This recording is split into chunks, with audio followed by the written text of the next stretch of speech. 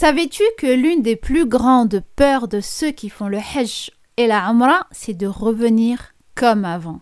Avoir vécu une expérience aussi puissante et ne pas parvenir à changer durablement serait tellement dommage.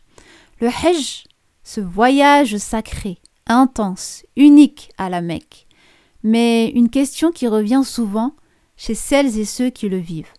Comment faire en sorte que cette expérience transforme réellement, vraiment ma vie, ma spiritualité, mon cœur?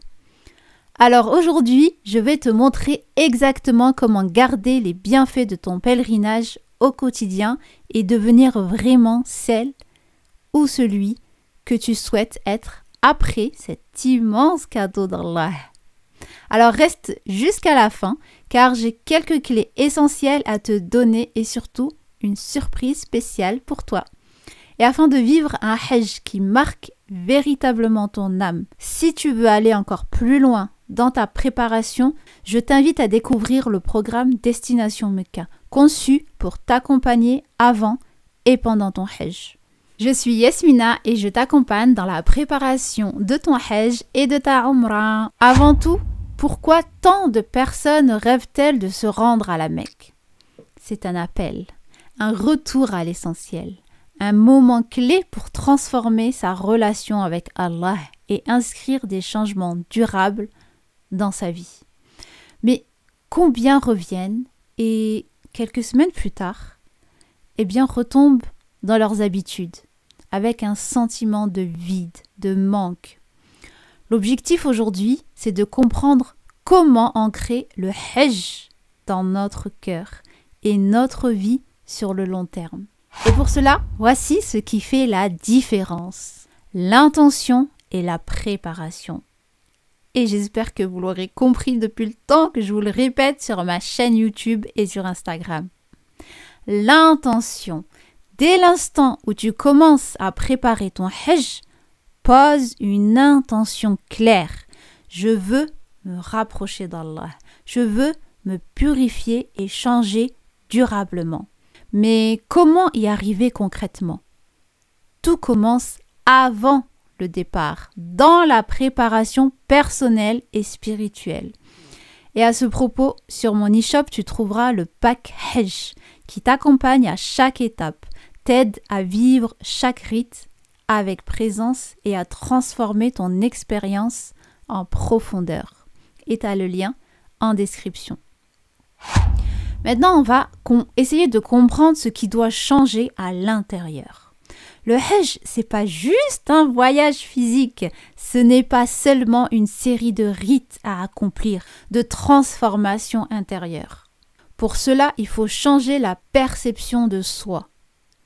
Le Hajj, c'est un miroir, et oui, il reflète qui nous sommes vraiment, loin des illusions. Beaucoup de pèlerins font l'erreur de croire que tout se passe à la Mecque. Mais la véritable transformation, elle commence avant et se poursuit après le Hajj. Ta relation avec Allah.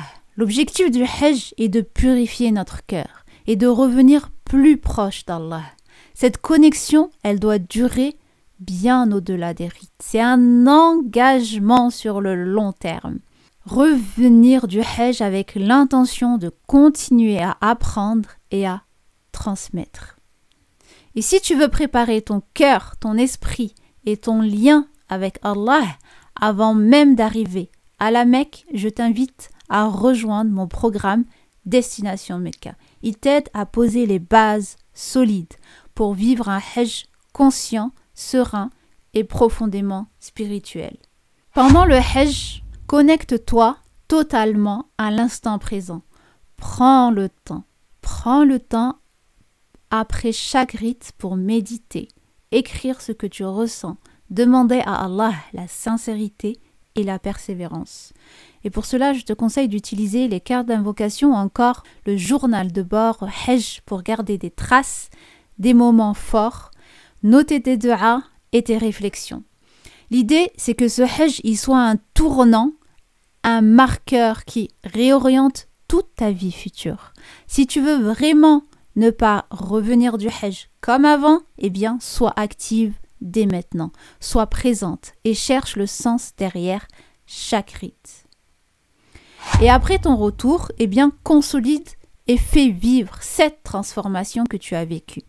C'est souvent là qu'on a le plus de difficultés, le retour à la maison, le retour au quotidien. Et c'est là le vrai test. Continue à appliquer tes bonnes habitudes prises pendant le Hajj. Prière à l'heure, dhikr, lecture du Coran, invocation, le fait de ressentir aussi cette présence d'Allah auprès de toi parce qu'il est toujours proche. Relis tes prises de notes que tu as faites dans le journal de bord Hajj. Partage ton expérience autour de toi. Inspire d'autres femmes et familles à entamer ce chemin. Et attention parce qu'il y a des pièges après le Hajj. Le retour à la routine. Il est important et un peu plus délicat de garder intacte ta proximité avec Allah après ton retour. Et là, vraiment, tant de musulmans s'attendent à revenir profondément transformés. Eh bien, trop souvent, le quotidien reprend vite le dessus. D'autant plus que beaucoup de pèlerins vivent ce qu'on appelle le choc du retour. Après avoir vécu cette expérience de foi intense, on revient à la vie quotidienne. Mais cette fois-ci, il y a la tentation de se laisser engloutir par la routine. Et ça, vraiment, ça se fait petit à petit sans qu'on ne s'en rende compte. Il devient difficile de rester ancré. Le retour chez soi, il peut être brutal. Surtout, eh bien, quand les gens autour de nous ne comprennent pas la profondeur de ce qu'on a vécu, il est facile de se laisser reprendre par les habitudes et les distractions mondaines. Le piège de l'orgueil spirituel. Certains pèlerins pensent qu'une fois qu'ils ont fait le Hajj, ça y est, ils sont arrivés. Arrivés où? Je ne sais pas. Ils sont arrivés. Mais la véritable humilité consiste à continuer à travailler sur soi, à rester humble devant Allah, sans arrogance spirituelle. Et là, des plus grands signes d'acceptation de Hajj, à mon sens, c'est de continuer à faire des actions pieuses après ce voyage en Terre Sainte. Donc il est important, tu l'auras compris, de ne pas laisser la routine te reprendre. Dans Destination Mecca, on prépare ensemble ton cœur et ton mental à vivre le Hajj pleinement sans passer à côté de l'essentiel. Car ce que tu vis pendant, c'est ce qui détermine ce que tu emporteras après. Il est important de continuer à préserver la flamme du Hajj au quotidien. Et après le Hajj, tu ne dois pas te contenter d'un changement spirituel. La transformation vient avec une volonté de continuer à avancer spirituellement, même après ton retour.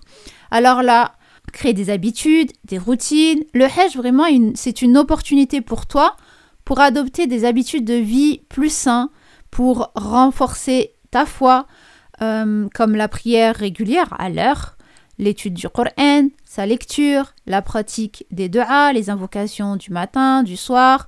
Entoure-toi aussi, pour que ce soit beaucoup plus facile, de bonnes personnes. Entoure-toi d'un groupe de soutien ou d'amis pour échanger et rester motivé dans la durée. Vraiment, là, la compagnie que tu choisis est essentielle. Entoure-toi de gens qui te rappellent Allah et qui t'aident à grandir spirituellement. Il y a un hadith en ce sens, l'homme suit la religion de son ami. Donc, que chacun d'entre vous choisisse bien son ami.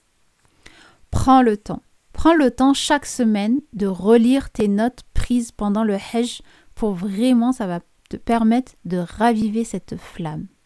Et les cartes d'invocation que j'ai conçus pour toi sont idéales pour garder ton cœur connecté pendant le voyage. Elle t'accompagne à chaque étape pour que ton âme reste tournée vers Allah et avoir des bonnes routines. On continue sur l'après-Hajj, vraiment l'importance des actions. Ne te contente pas d'être dans l'émotion du moment. Ce que tu fais après le Hajj, c'est ce qui prouve que cette expérience, eh bien, t'a véritablement transformé. La constance dans les petites actions après le Hajj, c'est la clé pour rester constante dans l'adoration, même dans les petites actions au quotidien.